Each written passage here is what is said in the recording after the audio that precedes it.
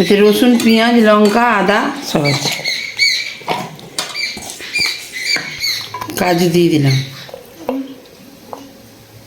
এই টমেটোটা দিয়ে দিলাম। এবার পোস্ত দিয়ে দিলাম। ব্যাস, এবার একটু জল দিয়ে নুন দিয়ে বেটে নেব। তো সমস্ত কিছু এইভাবে গ্রাইন্ড করে নিতে হবে। এই মশলা হলো কিছুই না, গুঁড়ো লঙ্কা, হলুদ আর নুন, ব্যাস।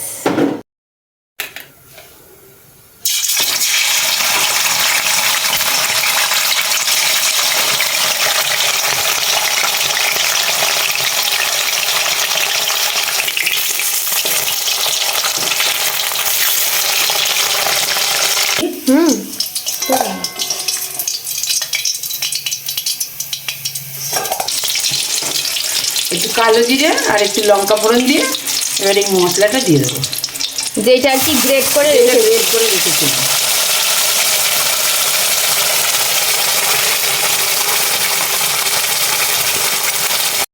সাথে হলুদ, ওই ঝাল লঙ্কা আর নুনটা পরে দেবে। নুন একটু তখন দিয়েছিলাম, এখন একটু দিয়ে দিলাম।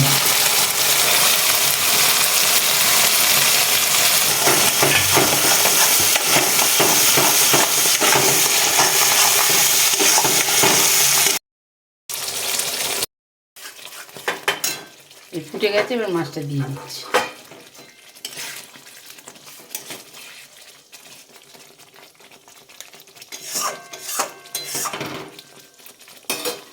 এবার একটু ধনে পাতা দিয়ে নামিয়ে নেবো।